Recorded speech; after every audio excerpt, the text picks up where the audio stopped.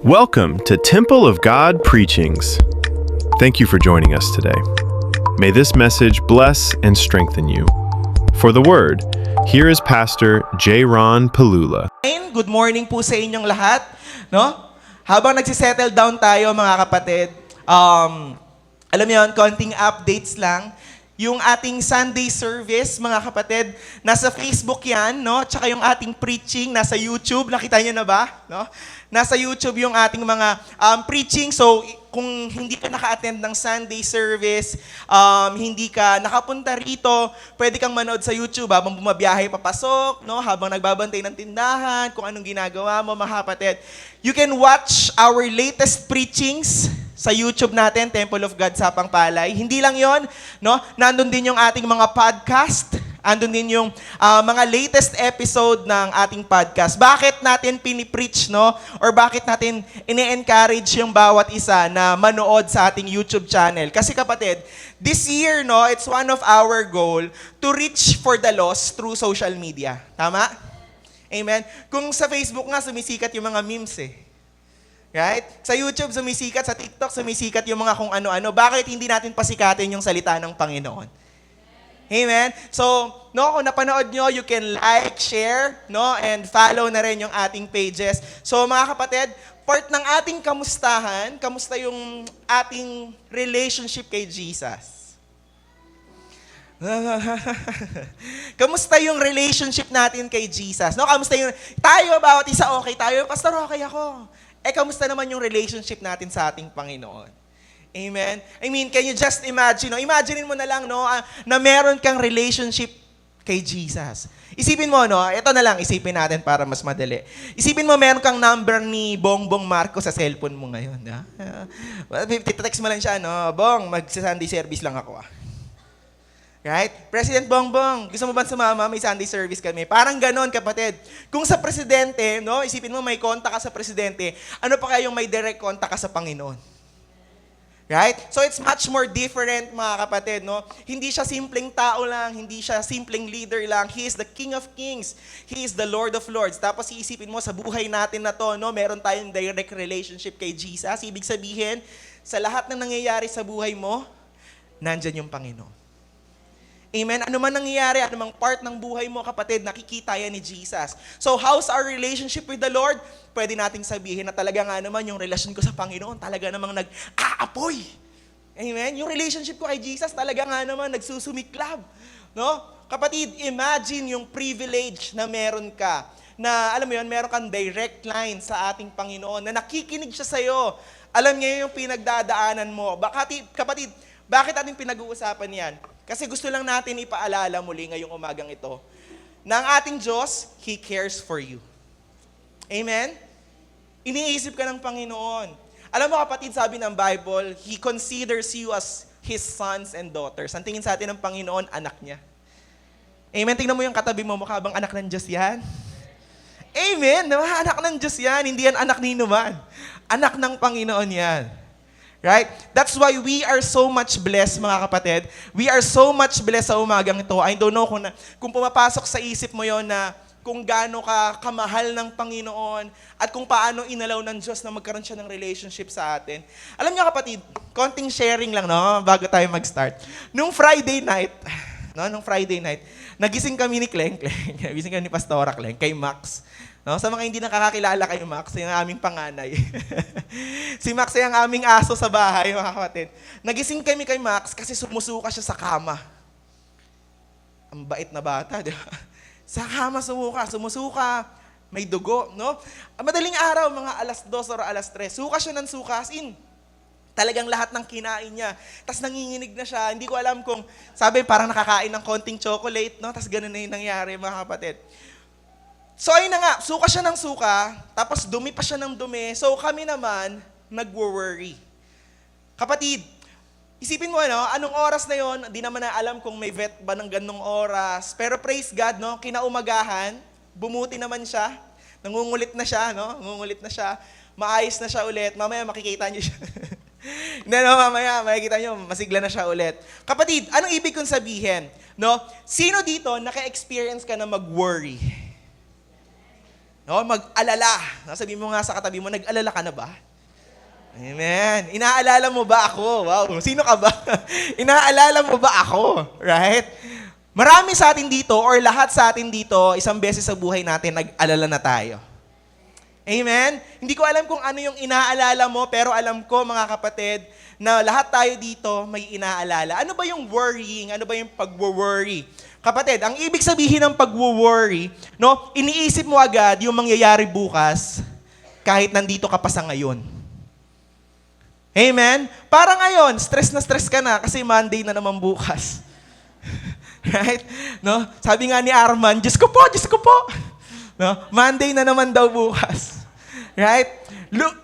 Nasa linggo ka pa lang, mga kapatid. Sunday pa lang, yung utak mo nasa Lunes na.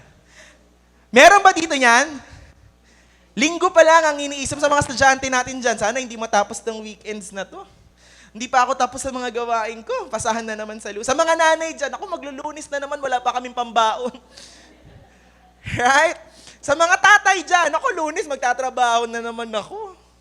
No, sa mga may business dyan, Lunes na naman, no, darating na naman yung mga babayaran ko. Right?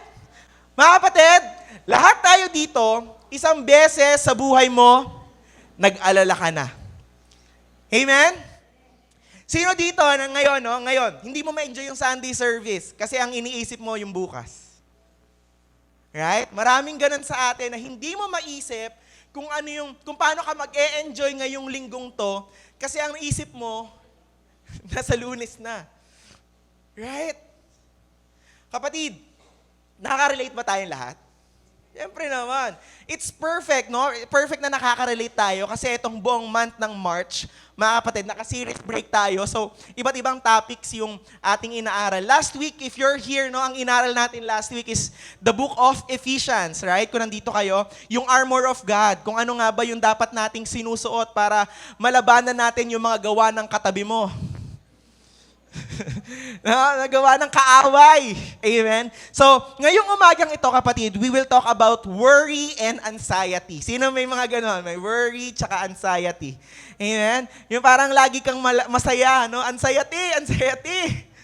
No? Lagi kang masaya, no, kapatid? Kidding aside, meron tayong anxiety. Alam ko, this is very familiar. Yung teaching ni Jesus about this, pero alam ko, kapatid, na Jesus is new every morning.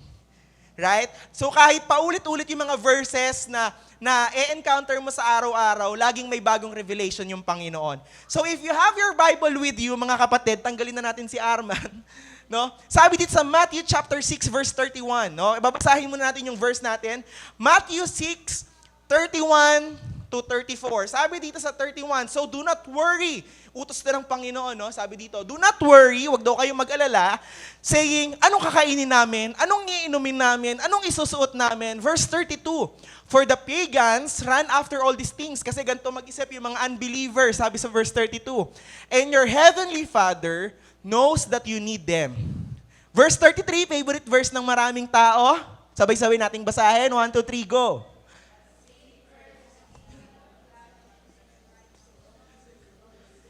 Amen. Sabi sa verse 33, but seek first His kingdom and His righteousness, and all these things will be given to you as well. Verse 34, therefore, do not worry about tomorrow, for tomorrow will worry about itself. Each day has enough trouble of its own. Let me give you a premise, mo kapatid. No? Bigyan ko muna kayo ng context bago tayo magpatuloy.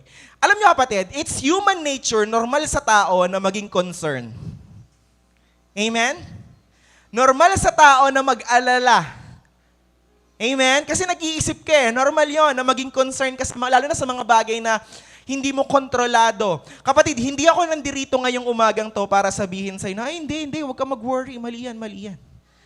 It's normal.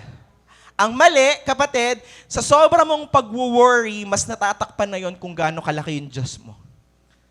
Amen? That's why for today, mga kapatid, yung concern mo, no, kung ano man yung mga bad situations ng buhay mo, kung ano man yung concern mo sa personal lives mo, ano man yung mga bagay na pinapanalangin mo sa Panginoon, kapatid, pag hindi tayo naging careful, gagamitin yan ng kaaway sa atin para mag-worry pa tayo beyond sa mga reasonable.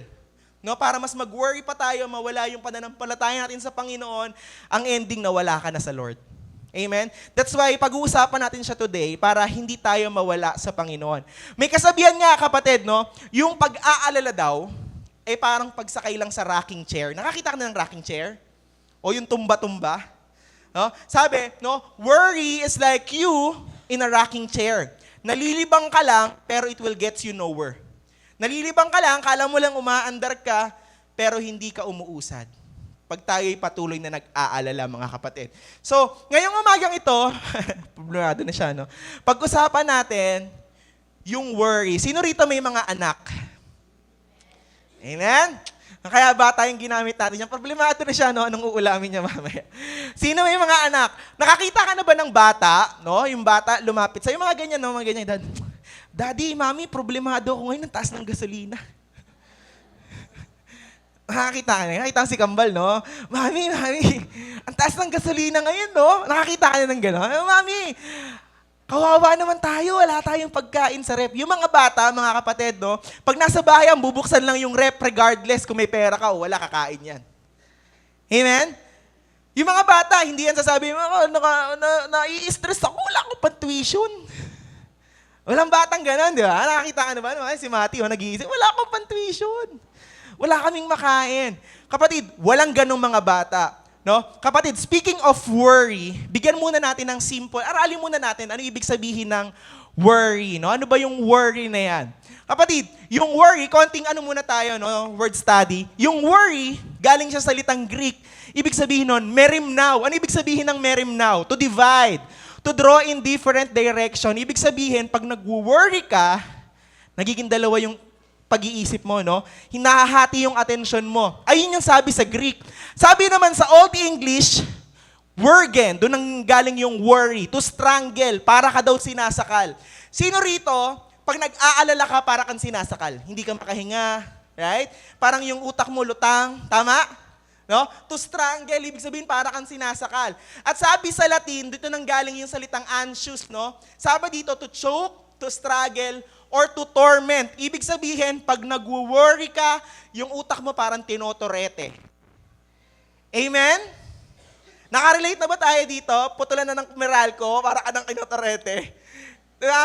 Andiyan na, dumarating na yung Meralco. Anxious ka na, para ka ng sinasakal, di ka na makahinga. Nachochoke ka na. Ibig sabihin, kapatid, ayun daw yung ibig sabihin ng worry. Ang tanong, naranasan mo naman na parang sinasakal ka sa problema?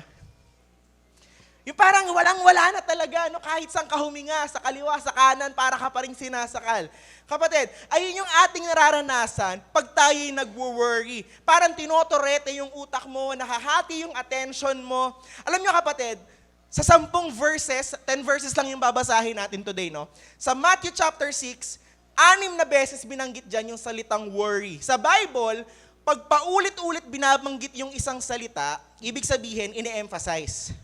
Ibig sabihin, kaya inuulit-ulit ni Jesus, ibig sabihin, binibigyan niya ng diin, yung worriness, yung pag-aalala. Kapatid, pag tayo daw ay namomroblema or natutuliro or nag-worry, kapatid, para daw tayong sinasakal. Kaya gustong ipaalala sa atin ng Panginoon na nandito siya para bigyan tayo ng buhay, hindi para tayo'y masakal. Amen?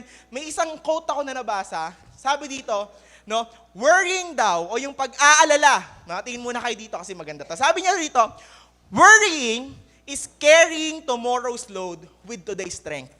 Yung pag-aalala daw, iniisip mo na kung ano mangyayari bukas habang nandito ka pa sa ngayon. Amen? Totoo ba yun? Sabi pa dito, it is moving into tomorrow ahead of time. Worrying doesn't empty tomorrow if it's sorrow. It empties today of its strength. Nakakita ka na ng isang tao na sobrang iniisip niya yung bukas nang hihina na siya sa ngayon. Amen? Yung kakaisip mo, ano kayang pwede mangyari bukas? Ano kayang mangyayari sa susunod na araw, sa susunod na linggo? Pag tinignan mo siya, tuyot na siya. Right? Haggard na siya. Bakit? Kasi yung isip niya, nasa bukas. Yung katawan niya, nasa ngayon. Nakakita ka na ng taong ganon? Hindi pa? Tingnan mo yung katabi mo. Tingnan mo yung katabi mo. Right? Ay, tapos sa katabi mo nakaganon, no?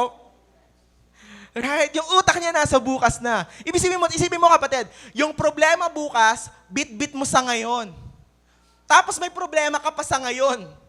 So ibig sabihin, you're carrying 2 days at once. 2 araw yung binibit-bit mo sa isang araw. Amen? Sino bang di mapapagod dyan? 2 araw, bit-bit mo. Linggo pa lang, ang bit-bit mo, Lunes, Martes, hanggang Miyerkules na. Right? Linggo pa lang, kapatid. So isipin mo, no? Yung problema bukas, iniisip mo na ngayon, ano kaya yung pambabaon ng anak ko bukas? Ano kaya pambabayad ko sa utang ko bukas? Paano kaya yung trabaho ko? Lunes na naman. Paano yung pagod? Alam mo yung pagod mo, naiisip mo na, Lunes pa lang, linggo pa lang, no? Pagod na pagod ka na. Kapatid, etong si Corrie ten Boom, Christian writer yan, no? So, nakatakas siya sa Holocaust. Ibig sabihin, yung worriness niya nung time na yan, nung pinapapatay yung mga Hudyo, grabe-grabe. Kaya niya nasabi yan. Now, pag tayo daw ay nag-aalala, kapatid, hindi daw doon nasusolve yung problema. Sabi dito, worrying doesn't empty tomorrow of its sorrow. Hindi nasusolve yung problema pag nag-alala ka.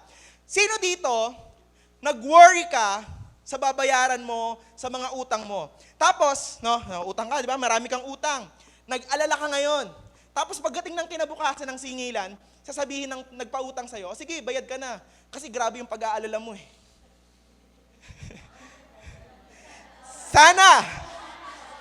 Sana, no? Balita ko, hindi ka daw nakatulog ng 3 araw Sige, bayad ka na. May ganun ba? Sana may ganon, no? Kaso walang ganon, kapatid, no? Walang ganon, no?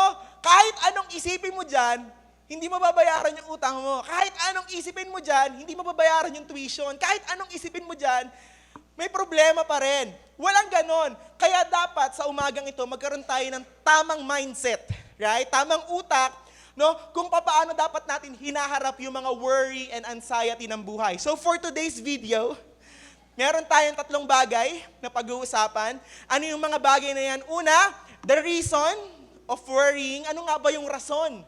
Bakit ka nag-aalala? No? Ano ba talaga yung worry? No? Ano ba yung anxiety? Pangalawa natin pag-uusapan, what is the root? Sabi mo nga, root. Ano yung pinakaugat? Saan ang gagaling yung worry, pag-worry ng isang tao? And syempre, kung merong problema, merong kasagutan. Ano yung resolution? Ano yung dapat nating gawin para maayos yung ating mga buhay?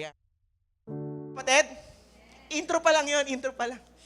No? So if you have your Bible, basahin natin siya ng isa-isa. Matthew chapter 6, verse 25. Sabi dito, utos to ng Panginoon sabi dito ng Lord, therefore, I tell you, do not worry. Sabi mo nga, do not worry. Amen. Utos to ng Lord, it is a command. Hindi yan yung suggestion lang ng Panginoon. Hindi sinabi ng Panginoon, ito sinasabi ko sa inyo baka pwede naman na huwag kayo mag-alala.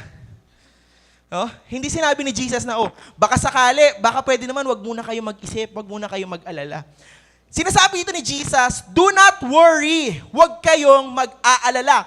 Do not worry about your life, what you will eat or drink, or about your body, what you will wear. Alam niyo kapatid, in this chapter, sa chapter 5, chapter 6, sa chapter na to, ito yung mga teachings ni Jesus sa Sermon on the Mount. Right? Yung nasa bundok si Jesus, tapos maraming multitudes, no? May multitudes, tapos kinakausap niya yun, no? Nagpipreach siya doon, sinasabi niya dyan mga kapatid, yung mga teachings niya, actually, personally, ito yung mga isa sa part sa Bible na pinaka-favorite ko, yung Sermon on the Mount. Nandito yung Beatitudes, kung paano dapat mamuhay. Andito yung assurance ng Panginoon na huwag ka mag-alala. Nandito yung assurance ng Panginoon na tayo ay anak ng Diyos. So, let's look at the 2 words. Tingnan natin, kapatid, yung 2 word na makikita natin sa verse na to. Sabihin mo nga, will. Ano ibig sabihin ng will? No? Ayan yung nagbibigay ng jacket. Di ba? Si will. Hindi kapatid, pag sinabing will, ang ibig sabihin niyan, future. Sabi mo nga, future. Sabi dito, therefore I tell you, sinasabi ko sa inyo, huwag kayong mag-alala sa inyong mga buhay. Kung ano ang inyong iinumin, kung ano ang inyong isusuot. Ibig sabihin, huwag daw natin masyadong isipin kung ano yung ating magiging future. Amen? Kung ano yung kinabukasan. And this time, kapatid, at this time, nung pinipreach to ni Jesus sa mga tao na nandoon sa bundok, no, ang pinepertain ni Jesus ay yung mga primary concern nila. Ano yung mga pangangailangan nila that time. Nung unang panahon, kapatid, hindi tulad ngayon, 2,000 years ago na to, no? Yung kwento na to ni Jesus. Kapatid, hindi tulad ngayon, kahit saan ka tumingin, may pagkain. Amen? Lumabas ka nga lang dyan, may kwek-kwek eh. Right? Magutom ka lang onte, may Alphamart. Nung unang panahon, kapatid, walang ganun. No? Pag gutom na sila, wala silang tatakbuhan na Timimay. Wala silang tatakbuhan na kwek-kwek. Wala silang tatakbuhan na 7-Eleven. Kahit gaano pa kadaming pera mo. Kapatid, hindi sila ganun agad-agad nakakakain. So kapatid, yung sinasabi ni Jesus dito, no, yung mga primary concern o yung mga pinakakailangan nila, kung ano yung kanilang kakainin, ano yung kanilang iinumin, o kung ano yung kanilang mga susuotin. During this time, mahirap yung pagkain, mahirap din yung pera. No? Bakit mahirap, kapatid? Kasi sinasakop sila ng mga Romano that time. So, they under the slavery and the yoke of the Romans that time. So, ang primary concern nila, makakain lang, okay na. Makakain lang ako, okay na. In a modern day translation, para sa atin ngayon, kapatid, ang sinasabi siya ni Jesus, do not worry about your school. Amen? Yung primary concern natin sa panahon ngayon. Do not worry about your job. Do not worry about your business. Ayun yung modern translation yan. Ang tanong ni Jesus na dapat nating pagbulay-bulayan sa umagang ito, sabi ni Jesus, is not life more than food? Ang buhay ba tungkol lang sa pagkain? Pag-inom? Ang buhay ba tungkol lang dun sa may mga bago kang damit? Sabi dito, is not life more than food? And the body more than clothes. Kapatid, yung tanong dyan ni Jesus, hindi yung damit o yung pagkain, yung kabuuan ng buhay. Amen? Naniniwala ka ba doon, kapatid? Na kahit wala kang makain, buhay ka? Kahit wala kang damit, wag naman. Right, kapatid? Simplihan lang natin para mas maintindihan natin yung verse ni Jesus, mga kapatid. Pag nagkasunog sa bahay nyo, una mo bang ililigtas yung rep nyo? Wait lang, andito yung lahat ng chicha ko. Andito lahat ng pagkain ko. Pag nasunog ang bahay mo, anong uunahin mo? Yung mga damit mo ba? Hindi ba yung life? Hindi ba yung buhay? Is not life more than food and the body more than clothes? Kapatid, naalala ko dati, meron ka akong kaklase na sunugan, o may nasunugan siya. Anong una mong niligtas? Sabi niya, niligtas ko yung picture frame namin. Picture frame! No? Andun yung kasi yung family picture namin eh. Sabi ko sa kanya, alam mo, hindi ko na siya mamura eh, no? Hindi pa ako Kristiyano nito, no? Alam mo, uunahin mo yung picture frame, eh pag namatay ka, di na kayo makakaulit ng picture frame eh. Right? Hindi na sila makakapag-family picture ulit. Pero kung inuna mo yung buhay, anytime pwede ka magpa-picture ulit. Amen? Amen? So ang nangyayari dito, kapatid, is not life more than food. Minsan, ang gustong sabihin sa atin dito ni Jesus, ano yung priority mo sa buhay? Bakit ka nag-aalala? Ano bang priority mo sa buhay? Amen? Pag nagkasunog, uunahin mo ba yung TV o yung anak mo? Yung anak ko po na may TV. Anong uunahin mo? Yung anak mo o yung mga bagay lang sa bahay nyo? Laging inuuna ng tao, buhay. Amen? God is saying, do not worry, hindi hihinto yung buhay mo kung hindi ka makakakain sa samgyupsal. Right? God is saying, do not worry kung hindi ka makakakain sa buffet. Kasi life is more than food. Amen? Kita ka na ba rito ng ba? Wawa naman ako kasi sila kumakain din sa buffet. Lahat sila doon kumakain ng pork chop. Ako pag-uwi, ketchup. No? Kawawa naman ako, kapatid. It's not life more than food. Ang lungkot ng buhay mo, no, pag wala ka nabibiling bagong damit. May kilala kang ganyan? No? Wala ako nabiling bagong damit, nag-3-3 sale pa naman. No? Kawawa naman ako, parang katapusan na ng mundo, no? Hindi ka nakabili. God is saying, do not worry about those things. Huwag ka mag-worry, huwag ka mag-alala sa pagkain, sa susuotin. Itong si Jesus, kapatid, bigla siyang nag-shift. No? Sa next verse. Bigla siya nag-shift from na nag-uutos, no? From nag-uutos si Jesus na huwag kang mag-alala, biglang mapupunta sa ibon. Ha? Good, no? Sipin mo, no? Huwag ka mag-alala, tignan mo yung mga ibon. Sabi ni Jesus, look at the birds of the air. Tignan mo daw yung mga ibon. They do not sow or reap. Hindi nga sila nagtatanim o kaya umaani. Hindi rin sila nagtatabi o nagsusubi sa mga barns. Hindi rin sila nagtatabi ng pagkain nila. And yet, your heavenly Father feeds them. Ang tanong ni Jesus, are you not more valuable than they? Tingin mo ba mas mahalaga yung ibon kaysa sa'yo? Amen? Ang sinasabi ng verse na yan, mga kapatid, yung worriness, kinombine ni Jesus sa mga ibon. Ibig sabihin ni Jesus, mga kapatid, itong mga ibon, wala silang wisdom. Right? Wala silang wisdom para magplano, wala silang wisdom para mag-anticipate ng kagutuman, no? Kung anong feel nila, gagawin nila. Kung ano yung nature nila, gagawin nila. Wala silang idea para magtabi ng pagkain. And Jesus is saying, hindi sila nagtatanim, hindi sila umaani, hindi sila nag-iimpok, pero nakakakain pa rin sila. Hindi ba mas mahalaga ka sa ibon? Tingnan mo yung katabi mo, mukha bang ibon niya? Right? Mukha pong uwak. Kapatid, kahit anong itsura ng katabi mo, mas mahalaga pa yan sa Panginoon. Amen? Mas mahalaga yan kay Jesus. No? Kapatid, nakakita ka na ba ng ibon na nagutom? Nakakita ka na ba ng ibon na nanlilimos sa kalsada? Ibong grasa. Nakakita ka na ng ibong grasa? Right? Yung, alam mo, kapatid, no? Nakakita ka na ba ng ibon lumilipad, biglang bumagsak na gutom? Walang ganon, right? Bakit? Kasi inaalagaan sila ng Panginoon. Kung ang mga ibon inaalagaan, ano pa kaya ikaw na sobrang mahal ng Diyos? Amen? Right? Sabi sa verse 27, sabi dito ng Panginoon, can any one of you, by worrying, add a single hour to your life? Meron daw ba dito, kapatid, nag-alala ka, tapos lumakas ka? Nakakatawa lang siya, no? Pag binasa mo, no? Pero kapatid, nag-iisip ka buong araw, pero na-energize ka. Meron ba nun? Lantang-lanta na yung utak mo kakaisip, pero yung katawan mo gising na gising. Walang ganon. Kapatid, when we worry, sabi ng science, no, ng medical field, kapatid, pag tayo daw ay nag-aalala, it is the same thing na parang meron ding physical danger sa harap natin. Example, kapatid, pag tayo daw ay nag-aalala, exact same thing lang yon na parang may hold up sa'yo. Na-experience nyo na ma-hold up? O sige, mamaya. Hindi. Pag na-hold up ka, meron tayong dalawang response, sabi ng science. It's either flight or fight. Ibig sabihin, una, pwede kang tumakbo or pwede ka manlaban. Tama? Pag tayo dumadaan sa pag-aalala, meron din tayong dalawang response. Either labanan mo yung pag-aalala mo o takbuhan mo. Amen? Kaso nga lang, ang mga pag-aalala ng tao, hindi pwedeng takbuhan. Pwede mo bang takbuhan yung nangungutang? Ay, yung pinagpautang sa'yo? Right? Pwede mo bang takbuhan yung magpuputol ng kuryente?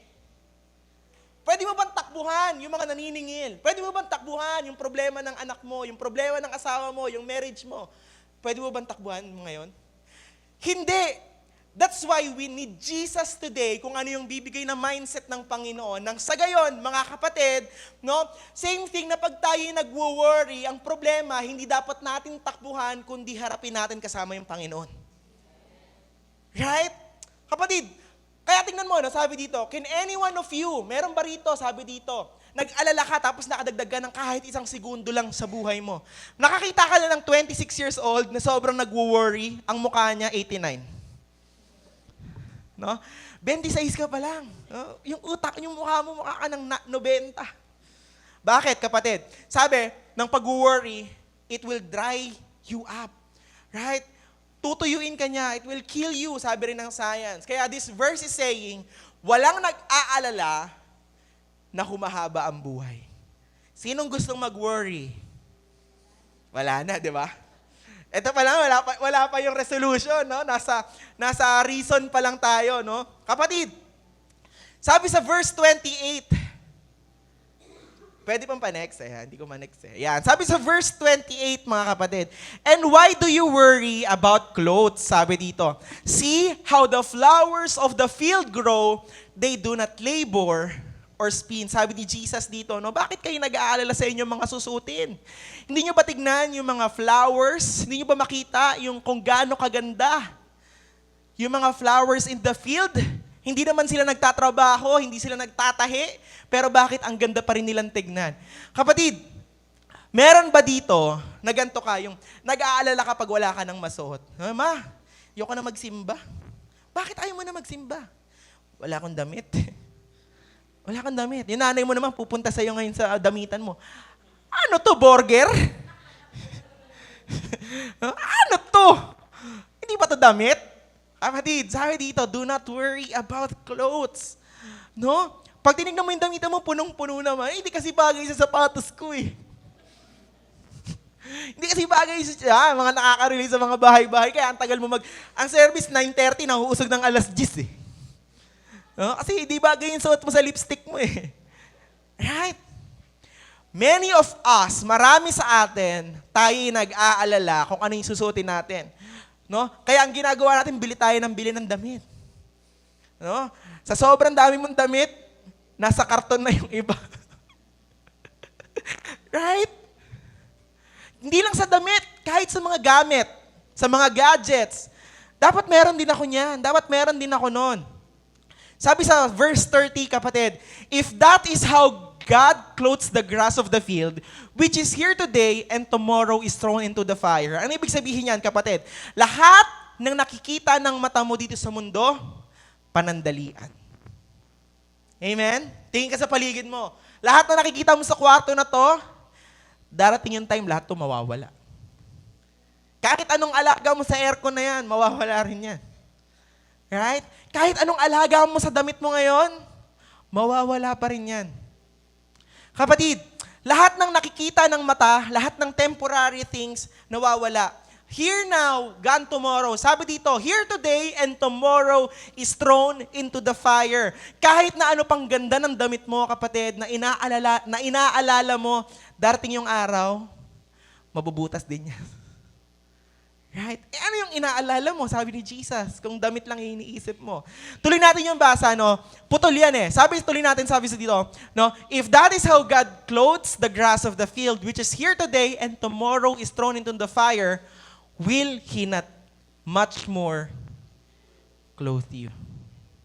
Our first point sa umagang ito, the reason kung bakit tayo nagwo-worry, kasi ang mindset ng tao, the more stuff I have, the more life I live. Pag mas marami akong gamit, feeling ko mas buhay na buhay ako. Amen? Kaya di mo kailangan, check out mo. Kasi feeling mo, buhay na buhay ka pag may mga bago tayong gamit eh, no? Para bang, pag mas marami akong gamit, mas feel ko na alive ako. Ang isip natin, kapatid, stuff brings life. Yung mga gamit dito sa mundo, nagbibigay ng buhay. Pag konti lang yung gamit mo, pag wala kang cellphone, pag wala kang laptop, pag wala kang gadget, malungkot ang buhay. Amen? Pag wala kang damit na katulad ng sa katabi mo, ay parang ang lungkot ng buhay. Gusto ko rin ng dress niya, lalaki ka. Diba? Ang lungkot ng buhay, gusto ko ng dress niya. Kapatid, we think na yung mga bagay sa mundo ang nagbibigay ng buhay. Nalulungkot tayo pag di natin nabibili yung gusto natin. Amen? Ako lang ba yun? Ako lang ata masama dito eh. Nalulungkot ka pag di mo nabibili yung mga gusto mo? Right? Meron ako nabasa, no? Meron ako narinig na kwento. Meron siyang anak, high school pa lang. No? Sabi niya, no? Sabi niya sa mama niya, Mama, bili mo nga ako iPhone 17 Pro Max. Sabi ng bata, no, high school pa lang, Mama, bili mo nga ako iPhone 17 Pro Max. Sabi nung nanay, nagulat. Ako nga naka-cherry mobile lang eh. Siya, no? Ako nga naka-cherry mobile lang eh. Gusto mo iPhone 17 Pro Max. Bakit gusto mo ng iPhone 17 Pro Max? Sabi niya, kasi lahat ng kaklase ko naka-iPhone 17 Pro Max eh. Feeling ko tuloy, hindi ako karapat dapat pag hindi kami pare-parehas ng cellphone. Kapatid, high school ka pa lang. iPhone 17 ang hinihingi. Yung tatay mo nga, pag tumutunog yung cellphone, yeah. Kapatid, ibig sabihin, yung mundo ngayon, nakaka-pressure sa mga bagay-bagay, no? Nampe-pressure yung mga bagay. They feel, no, yung bata na to, Feel niya na as young as he was, kapatid, na kung naka-iPhone ako, mas tanggap ako ng mundong to. Kasi pag nag-selfie ako, mama, blurred eh. Diba? Paano ako makakapag-send sa classmate ko? Blurred.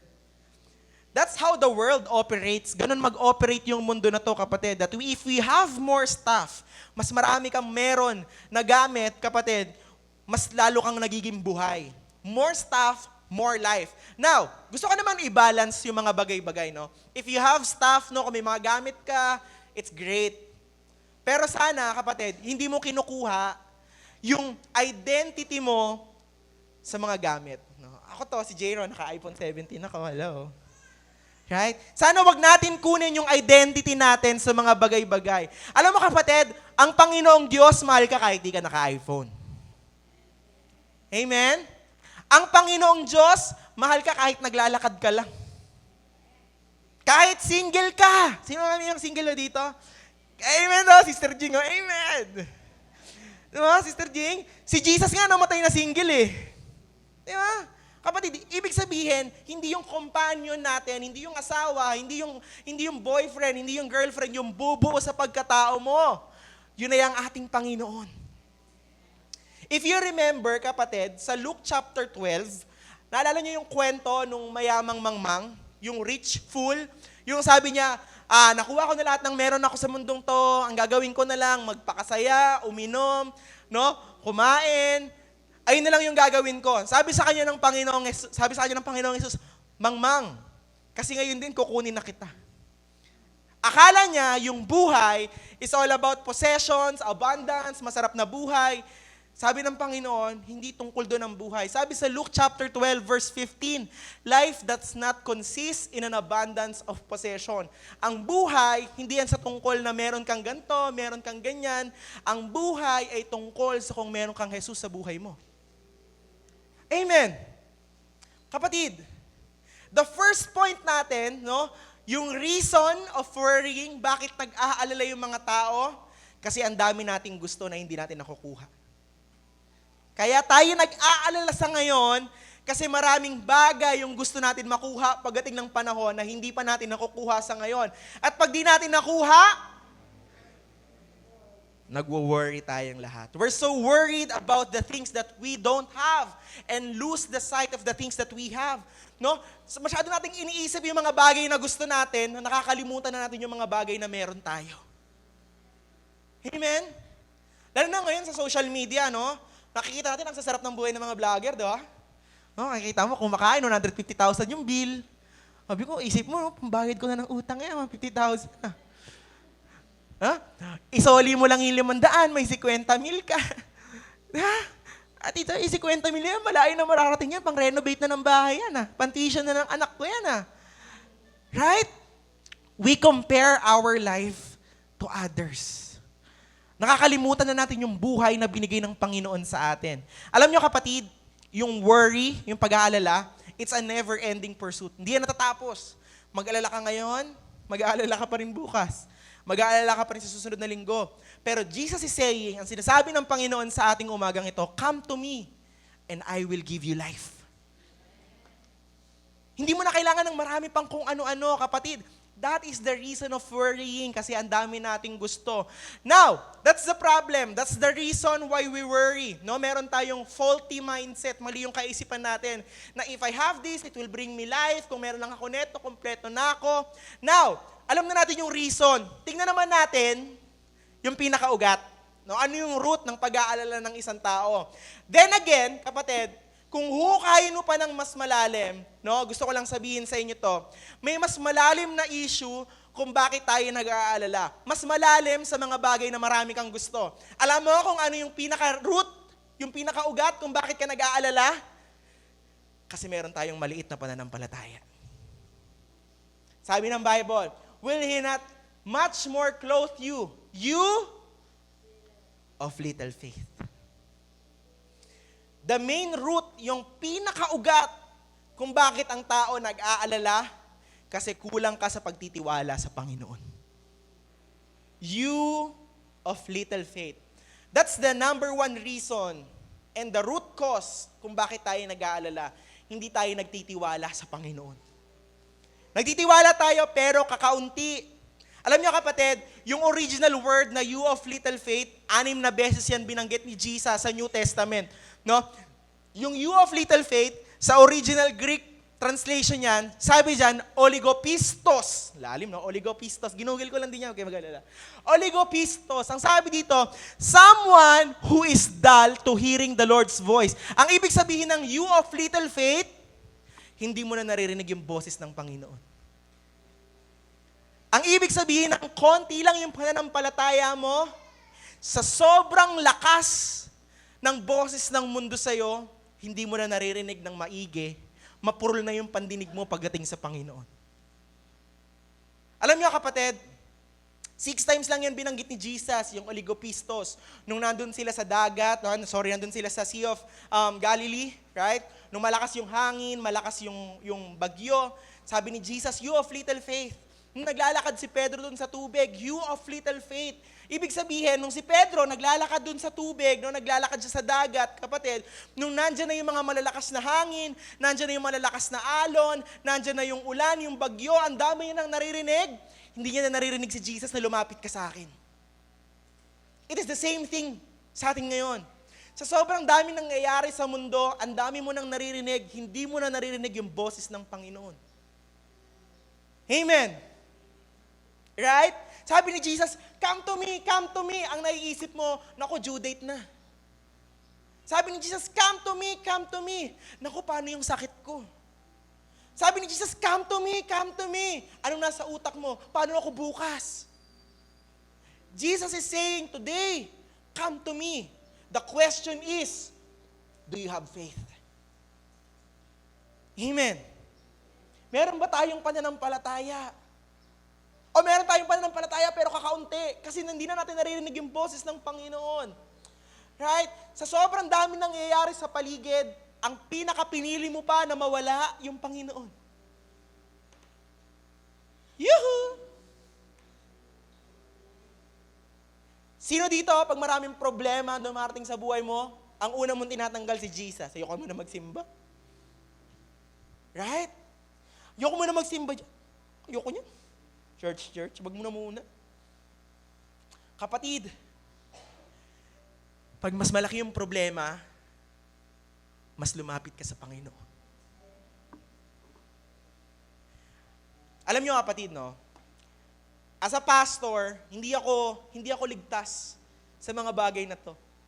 No? Hindi ako ligtas sa sabihan ng Panginoon na you of little faith. Sinasabihan din ako ng Panginoon, lita mo ng pananampalataya mo, you of little faith. Could it be, kapatid, na nako-compromise mo na yung pananampalataya mo kasi worry ka ng worry? Alam mo kapatid, there are times sa buhay ko, may mga pagkakataon sa buhay ko na malakas yung bulong ng mundo, na ganito gawin mo, huwag ka na magpastor, compromise your faith, at least ganito, at least ganyan. Pero buti na lang may Diyos tayo na palaging umaaruga, palaging tumatawag, hindi nagsasawa, nagpapaalala na palagi natin siyang unahin. Amen? Maraming beses, alam ko, hindi lang ako pati sa'yo, maraming beses nabubulungan ka ng mundong to. Naliliit yung boses ni Jesus. Pero sana sa pagkakataon na yun, palagi mo pa rin hanapin yung Panginoon. Patuloy ka pa rin magtiwala sa Diyos. Alam niyo kapatid, naalala niyo ba nung panahon ni Moises? Kilala natin si Moises, tama? Yung gumawa ng ark. Di ba? Si Moises, di ba? Yung humati ng bit-bit. Ng kanyakan. Yung humati ng kanyakan. Si Moises yung humati ng Red Sea, humati ng dagat. Sila Moises, nung nandun sila sa wilderness, for 40 years ang Panginoon nagpapadala ng mana. Amen? Ano yung mana? Yung mana, yung pag sumikat yung araw, may hamog na matitira sa lupa, parang magiging kanin, para magiging coco crunch na puti. Ganun yung mana. For 40 years, inalagaan sila ng Panginoon. Nagsawa sila sa mana, nagpadala yung Panginoon ng quail. Ano yung quail sa Tagalog, Pas? Quail. Pugo. Thank you. Nagpadala sila ng pugo. No? Nagpadala yung Panginoon ng pugo. No? Doon na-imbento yung nilagang pugo, adobong pugo. Lahat ng luto sa pugo for 40 years. Nagawa na nila. No? Yung Panginoon, nagpapadala ng pagkain sa kanila. Ito mga Israelita, ang ganda ng mindset. Sabi nila, nako, nagpadala yung Panginoon ng mana. Anak, kumuha ka nga dyan ng mga pang 3 araw. Nag-worry kasi siya eh. No? Baka makatulog yung Panginoon, di tayo mapadalan bukas. Right? Baka hindi mag-provide yung Panginoon pang bukas. Kumuha ka na ng marami ngayon. Anong ginawa ng mga Israelita? Kumuha sila ng marami, yung sapat pang 1 linggo. Sabi ng Panginoon, kumuha ka lang ng sapat pang ngayong araw. Kaya nga sa Lord's Prayer, give us this day our daily bread. Sabi ng Panginoon, kumuha ka lang ng sasapat ngayong araw. Ang ginawa ng mga Israelita, kumuha ng pang 3 araw. Ano nangyari? Pagdating kinaumagahan, bumaho yung mana. Ano nangyari? Nasira, na-spoil. Yung iba naman, inuod. Yung iba naman, nangitim. Sinasabi ng Panginoon, bakit ka nag-aalala ng pangbukas? Ako nagpo-provide sa'yo ng pang ngayon. Yuhu! Amen. Kagaya yun sa atin ngayon, bakit ka nag-aalala ng pangbukas? Nagpo-provide yung Panginoon ng pang sa ngayon. Amen. Ano ba nangyari sa kanila? 11 days journey, naging 40 years, sorry. 11 days lang, tawid-tawidan lang. Dito lang hanggang Maynila, inabot ng 40 years, paikot-ikot. Bakit? Little faith. You of little faith. Kapatid, same thing na meron sa atin sa panahon ngayon. Maraming tao kulang sa pananampalataya sa Panginoon. Kailangan ko ganito, kailangan ko ganyan. No? Lord, bigay mo na sa akin to, magiging faithful naman ako sa iyo pagdating ng panahon. Pwede kaya, kapatid, na yung pandinig natin sa boses ng Panginoon, pumurol na. Kasi hindi na tayo nagtitiwala na magpo-provide siya pang bukas. Alam niyo kapatid, yung worrying, yung pag-aalala, it's an unproductive imagination. Imagination lang yan, na walang mangyayari, walang papupuntahan. Kaya kung babalikan natin yung verse na binasa natin kanina sa verse 25, sabi dito, I tell you, therefore, I tell you, do not worry about your life. Yung salitang therefore dyan, sa Tagalog, no, kaya sinasabi ko sa inyo. Pag nakakita ka ng salitang therefore sa Bible, mga kapatid, ibig sabihin yan, kino-connect yan sa previous verses. Kino-connect yan sa previous chapters. No? May karugtong yan. Basahin natin mamaya kung saan nanggagaling yung pagpapaalala ni Jesus about this verse. No? Sabi dito, kaya sinasabi ko sa inyo, huwag kayong mabalisa tungkol sa inyong kakainin, sa inyong inumin, o sa inyong susutin. Ano ba yung pinanggagalingan ni Jesus na verse? No? Bakit niya ba pinapaalala to? Basahin natin.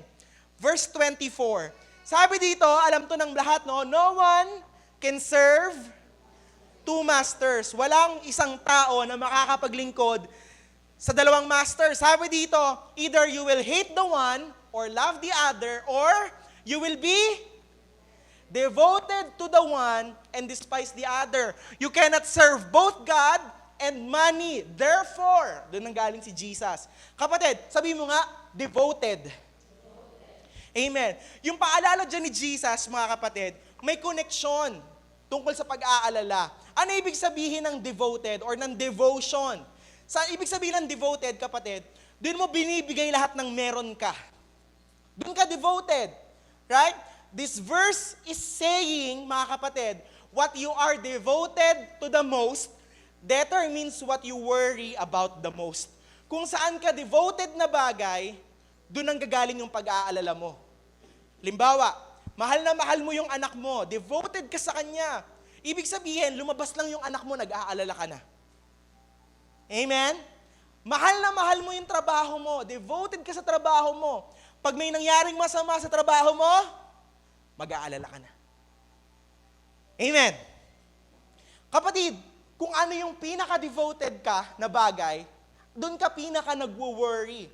Instead, kapatid, of us, no, tayo mga tao, being consumed by the worries ng buhay na to, imbis na ubusin mo yung oras mo, maging devoted ka sa pag-aalala, kailangan ang gawin natin, baguhin natin yung ating utak na mas maging devoted tayo sa Panginoon. Alam niyo kapatid, pag ang ating mga puso devoted sa Diyos, yung pag-aalala, nawawala. Bakit? Kasi alam ng puso mo na hindi ka pababayaan ng Diyos mo sa langit. Ano man mangyari, alam mo na He is in control. Ano man mangyari, yung pagtitiwala mo, nasa Panginoon. Bigyan kita ng konting example. Sino rito may cellphone? Lahat tayo. Right? Lahat tayo may cellphone. Paano pag sinabi ko, pero nga ako cellphone mo, makikitext lang ako. Papahiram mo sa akin, syempre, di ba? Mabait ka eh. Sige, makitext ka, pero wala yung load. Dahil kunyari may load ka, no? Pero nga ako cellphone mo, makikitext lang ako. Mag-aalala ka ba na kukunin ko cellphone mo? Hindi. Kasi makikitext lang ako, alam mo naman na ibabalik ko sa'yo eh. O, ito na cellphone mo. Pero papaano, pag nasa mall ka, tapos biglang nawala yung cellphone mo. Lahat ng bulsa mo, pati sapatos mo, chine-check mo, right? Iti-trace mo pa kung saan nga ba ako dumaan. Dito. Di ba, kapatid? Pag nawalan ka ng cellphone sa mall, grabe yung pag-aalala mo. Bakit? Kasi nandun yung mga pinakamahalagang bagay para sa'yo. Nandun yung picture mo, nandun yung Facebook mo, may 5 friends, no? Andun lahat ng meron ka, yung mga text message, yung mga notes mo na nakasave. Right? So pag nawala mo yung cellphone mo sa mall, magpapanik ka. Mag-aalala ka, mababalisa ka. Kapatid, bakit? Kasi importante sa yon. You are devoted to that cellphone. Bakit, kapatid? Kasi nandun lahat nung pinapahalagahan mo. That is exactly what Jesus is saying sa Matthew chapter 6. Maraming tao nag-aalala sa kung ano makakain nila. Bakit? Buhay na nila yung pagkain. Maraming tao nag-aalala sa kung anong susuotin nila. Bakit? Buhay na nila yung damit. Maraming tao nag-aalala para bukas. Bakit? Kasi nandun na sila agad sa bukas. And Jesus is saying sa verse 31, do not worry, huwag kang mag-alala, huwag kang mabalisa. What shall we eat? What shall we drink? What shall we wear? Bakit, kapatid? Sabi sa verse 32, for the pagans, sabi mga pagans, sapagkat yung mga pagano o yung mga unbelievers na walang Diyos, sinasabi ng Panginoon dito, sapagkat yung mga walang Panginoon, ganito sila mag-isip. Sinasabi din ni Jesus, for the pagans run after all these things. Yung mga pagano, yung mga walang Diyos, ang iniisip lang nun sa araw-araw, anong kakainin ko, anong susuotin ko, anong gagawin ko bukas. And your heavenly Father knows that you need them. Anong sinasabi ng verse na to? Ang pinaka-root, yung pinaka-ugat ng ating pag-aalala na hindi ka nananampalataya sa Panginoon, pag ganun ka mag-isip, hindi ka nalalayo sa mga unbelievers na hindi nagtitiwala sa Panginoon. Now, ito yung assurance ng Panginoon para sa atin. Sa ating sino ba mga Kristiyano dito? Ito yung assurance ng Panginoon sa mga Kristiyano, mga kapatid. He knows before you ask. Alam ng Ama mo sa langit ang mga kailangan mo bago mo pahingin. Ayun yung assurance ng Panginoon. Imagine, kapatid, sa kalagitnaan ng lahat ng pinagdadaanan mo sa isang linggo, alam ng Panginoon lahat yun. There's this powerful verse, no? May powerful verse akong favorite sa Proverbs. Sabi sa Proverbs 21:31, sabi dito, the horse is made ready for the day of battle, but victory rests with the Lord. Ano ibig sabihin ng verse na yan, kapatid? Noong unang panahon, pag mananakop sila, no, yung mga horses, ang katumbas niyan, tangke, no? Ganun yung mga katumbas niya noong unang panahon. Ibig sabihin, mag-prepare ka pa rin sa araw-araw. Amen? Kumilos ka pa rin, gawin mo pa rin yung dapat mong gawin, pero isurrender mo yan sa Panginoon. Sabi ng Panginoon, kumakain nga daw yung mga ibon eh. So hindi ka na magtatrabaho. Ibong ka ba? Sabi dito, kapatid, the horse is made ready for the day of battle. Ibig sabihin, do your part. Estudyante ka, hindi na ako magre-review, God will do the rest. Amen? Anong ginawa mo? Linggo, nag-ML ka, right? Nag-cellphone ka lang. Lunes, may exam ka. Ang sagot mo, Jesus. Jesus is the answer. Jesus will never be wrong. Bagsak. Do your part and surrender it to the Lord. Amen? Kapatid, alam mo, tayo mga tao, we need to prepare, we need to anticipate, but at the end of the day, makakatulog ka ng mahimbing, no? Bakit? Kasi alam mo, meron kang Diyos, nasasamahan ka, iingatan ka, at hindi ka pababayaan. Amen? Kapatid, so napag-usapan na natin yung reason. Ano yung reason? Kasi we want more stuff. Gusto natin marami. Gusto ko to, gusto ko yan. No? Ano yung root cause? Kasi maliit yung ating pananampalataya, why we worry. Now, for the last part, kapatid, ano yung resolution? Ano yung dapat nating gawin para nang sa gayon, hindi tayo mag-aalala? Favorite verse ng madami, Matthew 6:33, for the wages, mali. Sabi sa Matthew 6:33, but seek first His kingdom and His righteousness, and all these things will be given to you as well. It says here, but, pero, sabi dito ng Panginoon. Alam mo yung salitang but, contrast yan, no? Pinapakita yung kaibahan. Kung yung mga pagano, sabi sa last verse, no? Kung yung mga pagans, sabi dito, kung yung mga pagans, iniisip lang nila kung ano yung kakainin nila, ano yung iinumin nila, ano yung isusuot nila. Tayo mga Kristiyano, ang kailangan nating unahin ay ang Panginoon. Ayun yung kaibahan na sinasabi ni Jesus. Yung mga pagano o yung mga unbelievers, nilalagay nila yung pagtitiwala nila sa yaman ng mundo. Yung mga unbelievers, ang ginagawa nila, no, wala silang idea kung ano yung Panginoon. Pero tayo mga Kristiyano, before this verse was mentioned, bago sabihin yung Matthew 6:33, mga kapatid, yung word na Father na binasa natin kanina, 12 times na binanggit yung salitang Father. Ang ibig sabihin, pinuulit-ulit ng Panginoon na kahit anong pag-aalala mo, meron kang Diyos Ama sa langit na inaalala ka rin. Amen? Kaya sabi rito, but seek first His kingdom. In this verse, pinapaalala sa atin ng Panginoon na saan natin inuubos yung oras natin? Saan tayo devoted? Saan natin binibigay ang lahat ng meron tayo? Right? Yung time, yung treasure, yung talent mo, saan mo yun binibigay, mga kapatid? Saan natin dinadala yung mga ari-arian natin? Kapatid, sa mga gawain ba ng mundo, na pagdating ng araw nawawalan ng value, o gusto mong i-devote yung sarili mo by seeking His kingdom and His righteousness, at ang lahat ng iniisip, inaalala ng utak mo, isusurrender mo sa Panginoon. Minsan kasi, mga kapatid, hindi na natin nasisik yung kingdom of God. Bakit? Kasi masyado na tayong babad sa kung ano yung meron sa isang araw. Alam mo yung kapatid, sino rito yung pagising mo sa umaga, devotion agad ginagawa? Right? O pagising mo sa umaga, ting!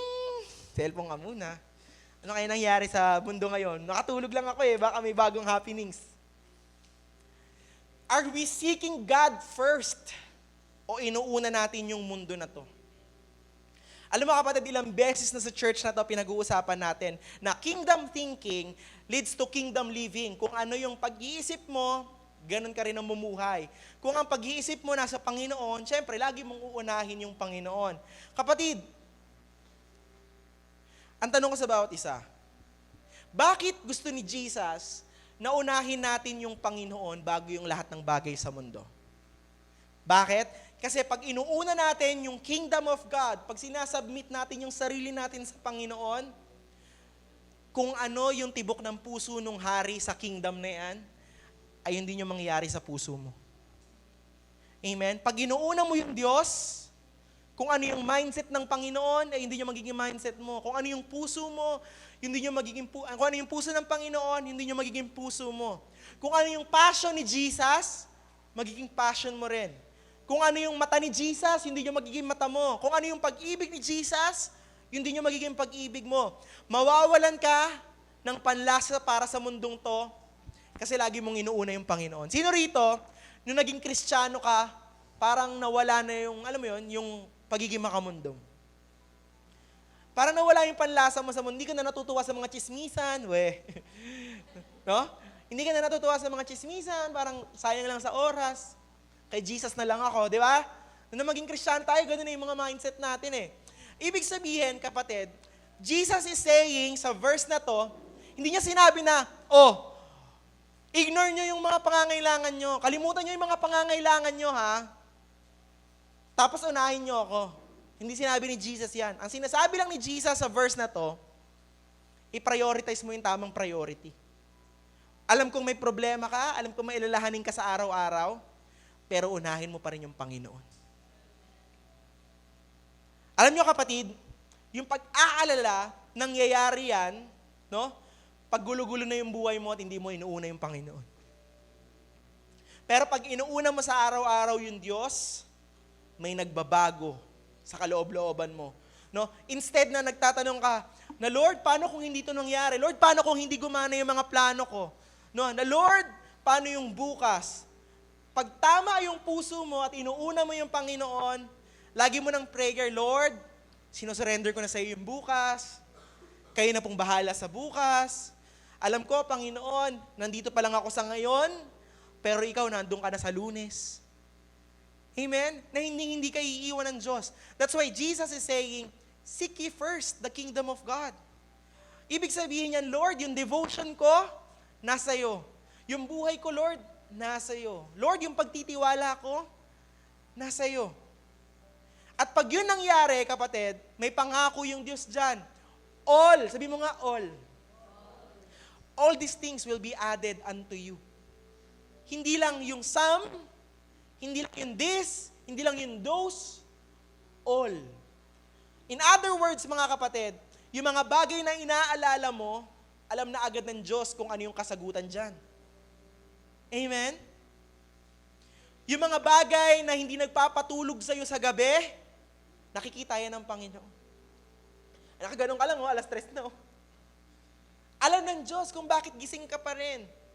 So ano yung solution? Ano yung resolution, kapatid? Huwag ka mag-alala at unahin mo yung Panginoon. The solution is to seek first His kingdom. Bakit, kapatid? Kasi pag yung Panginoong Jesus, yung center ng ating buhay, nawawala ng kapangyarihan yung pag-aalala. As we begin, kapatid, no, as we end these verses, gusto ko lang ipaalala sa inyo, no, the size of your determine the size of your God. Naniniwala kayo dyan? Kung gaano ka nag-aalala, ganon din kalaki yung Diyos ng buhay mo. Kung grabe-grabe yung pag-aalala mo, ang liit lang ni Jesus sa buhay mo. Pero kung ang dami mo ng problema, isipin, alalahanin, kalmado ka pa rin, ibig sabihin, nagtitiwala ka sa Panginoon. As we end today, mga kapatid, let me remind you of this truth. Marami sa atin, kahit na naintindihan mo na to, kahit narinig mo na tong preaching na to, bitbit mo pa rin yung bukas. Reality ng buhay yan. Bitbit mo pa rin yung mga plano mo sa buhay mo, bitbit mo pa rin yung trabaho mo, yung kalusugan, yung future mo. But Jesus is reminding us today, kapatid, therefore, do not worry about tomorrow, for tomorrow will worry about itself. Each day has enough trouble of its own. Ibig sabihin, kapatid, huwag mo nang isipin yung bukas. Hayaan mo na yung bukas yung mag-isip para sa Kanya. Sapat na yung kinakaharap mo ngayong araw para isipin mo pa yung bukas. At sapat yung grasya, yung pag-ibig ng Panginoon para sa'yo ngayong araw na. Alam nyo, kapatid, totoo, no? It's real. Totoo to, kapatid, na meron bang araw na hindi ka na problema? Wala. Wala, no? Reality ng buhay. Habang buhay ka, may trouble. Amen? Habang humihinga ka sa mundong to, habang naglalakad ka sa mundong to, no, you will experience trouble. May paghihirap. Kaya ang sinasabi ng Panginoon, huwag mo nang isipin yung bukas. Your trouble for today is enough for its own. Sapat na yung kinakaharap mo ngayon. Bakit? Kasi pag inisip mo pa yung bukas, it will divide your attention. Magiging dalawa na naman yung iisipin mo ngayon tsaka bukas. Nawawala yung focus mo sa isang bagay, kundi yun yung Panginoon. And sometimes, akala mo maliit lang yung pag-aalala mo, pero darating yung panahon, kapatid, sa katagalan, yung mga maliliit na pag-aalala mo, lalaki yan hanggang sa mapalayo ka na sa Panginoon. That's why Jesus is saying, each day has enough trouble of its own. Sapat na yung ngayong araw, huwag mo nang isipin yung bukas. Kasi ngayong araw, sasamahan ka ng Panginoon. Bukas, sasamahan ka pa rin ng Panginoon. Sa susunod na araw, sasamahan ka pa rin ng Panginoon. That's why yung kaaway, kapatid, lagi niyang gusto punong-puno yung utak mo. Bakit? Para hindi mo na maisip yung Panginoon. Sometimes, ang gusto ng kaaway, madistract ka. Nang sa gayon, malayo yung attention mo kay Jesus. Pero alam mo sinasabi ng Bible, sa Philippians chapter 4, verse 6, do not be anxious. Anxiety, sabi dito. Do not be anxious about anything. Huwag ka daw mabalisa sa kahit anumang bagay. Pero sa lahat ng bagay, sa pamamagitan ng panalangin, na pagdulog sa Panginoon, na may kasamang pasasalamat, present your request to God. Lahat tayo may problema, right?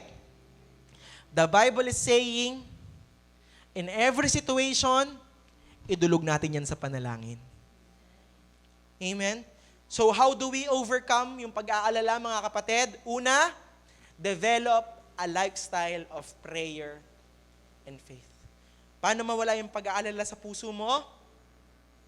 Manalangin ka palagi sa Panginoon.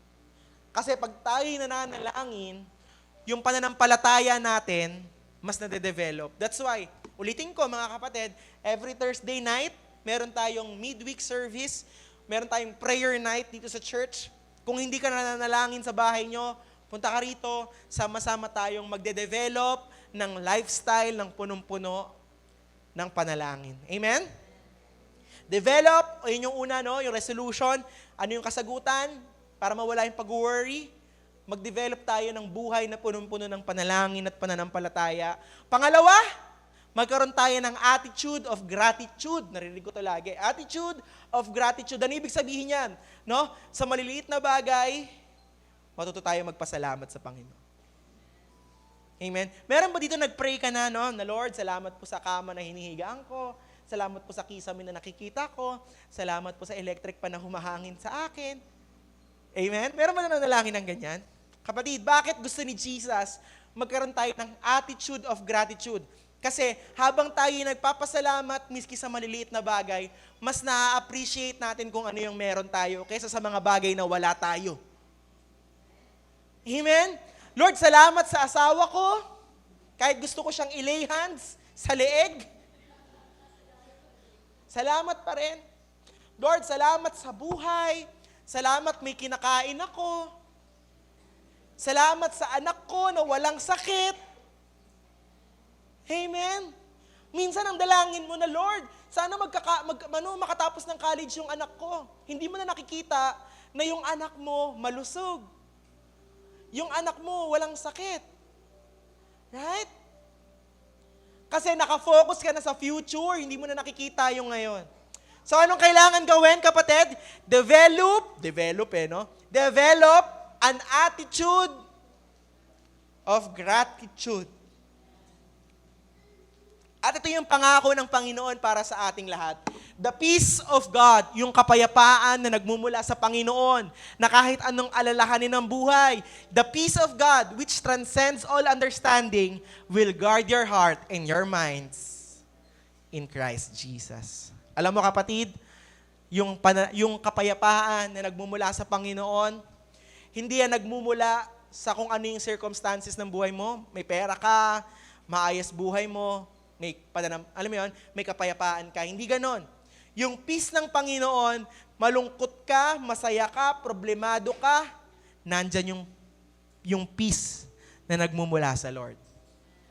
It comes from God who holds all circumstances. Kapatid, ngayong araw na to, huwag mong hayaan na sakalin ka ng pag-aalala, na sakalin yung pananampalataya mo. Don't allow the enemy to steal your joy. Amen? Gusto ng Panginoon, magsaya ka ngayong linggo. This is the day that the Lord has made. We will rejoice and be glad in it. Gusto ng Panginoon, magsaya ka ngayong araw. Pero hinayaan mong nakawin ng kaawa yung kasiyahan mo na yan. Kapatid, huwag mong hayaan na nakawin ng kaawa yung kasiyahan. Instead, yung araw-araw na meron tayo, everything na meron tayo, surrender natin palagi sa Panginoon. Patuloy tayo magtiwala sa Panginoon ngayong umagang ito. At sa susunod na araw, magtiwala pa rin tayo. At hayaan natin, kapatid, na mag-magnify yung goodness ng Panginoon sa buhay natin. At huwag tayong mag-alala. Kasi pag tayo nag-aalala, lumiliit si Jesus. Pero pag tayo nagtitiwala, lumalaki yung Panginoon. Amen? So today, pwede ba tayong tumayo? We will choose faith over worry, and we will choose to trust God in the midst of our fear. Hayaan mong ipanalangin ko kayo ngayong umagang ito. At hayaan mong lumakad tayo ng may kapayapaan na ang Panginoong Jesus lamang yung makakapagbigay. Amen? Sige po, tayo manalangin. Hallelujah. Hallelujah. Bago ako manalangin, bago kita ipanalangin, kapatid, alam ko, ikaw na naririto ngayon, meron kang mga sariling troubles. Meron kang mga sariling alalahanin. Meron kang mga sariling isipin. Sabi ng Panginoon kanina sa verse na binasa natin, enough of the trouble for today. Hayaan mo na yun pang ngayong araw. Huwag mo nang isipin yung trouble para bukas.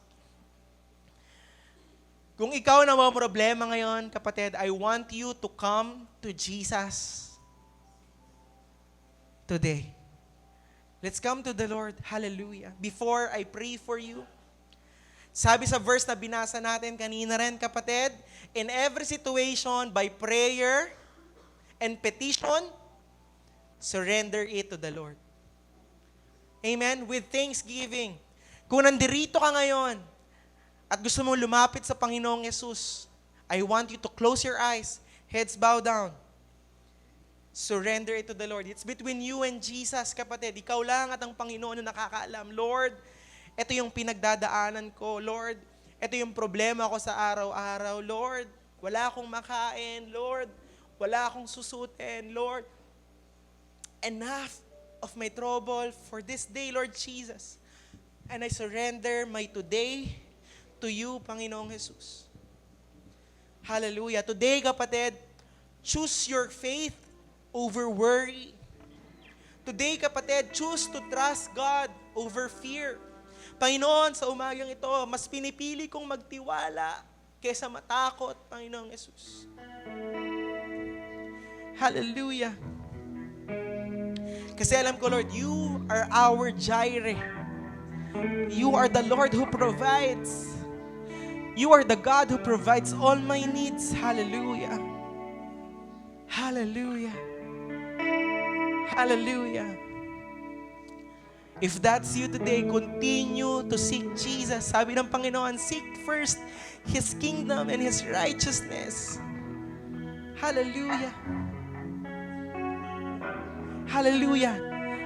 Kapatid, sabihin mismo ng iyong bibig ang mga panalangin mo sa Panginoon ngayong umagang ito.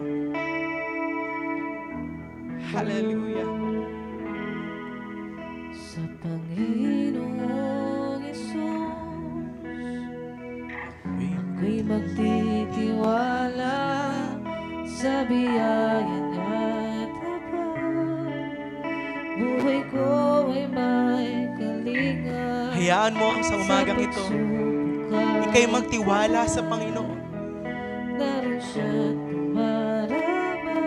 Lagi siyang nariyan para sa atin. Panginoon tapat kailan pa man. Hallelujah. Kung ika'y nalalangin, Hallelujah. wala kang malapitan.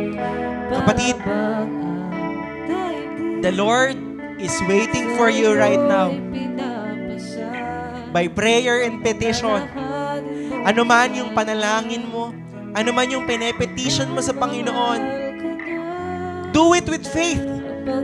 Gawin mo to na may kasamang pananampalataya. Gawin mo to ng may pagtitiwala. Gawin mo to, kapatid, ng may pagsuko sa Panginoon. Di man karapat dapat. Di man karapat-dapat Ako ay iligtas. Pangako niya'y di nag-iiba. di tulad ng iba. Tulad ng iba. Hallelujah. Ang Panginoon'y tapat Kailan pa man. kailanpaman. Tunay nga, Panginoon, ay kay tapat kailan pa man. Hallelujah. Hallelujah. Thank you, Jesus, for reminding us today, Lord, na Ikaw yung aming Jehovah Jireh. Ikaw, Panginoon, ang Panginoon na nagbibigay ng aming mga pangangailangan. Thank you, Jesus. And today, we choose to trust You, na magtiwala sa iyo ngayong umagang ito. Hallelujah. Hallelujah.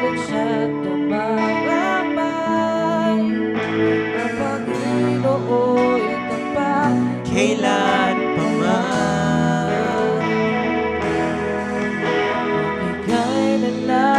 Kung ika'y nanlalamig at walang malapitan.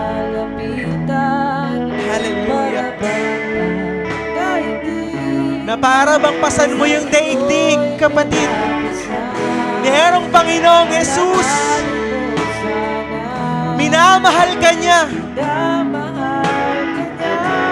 Hallelujah. Kailan pa man.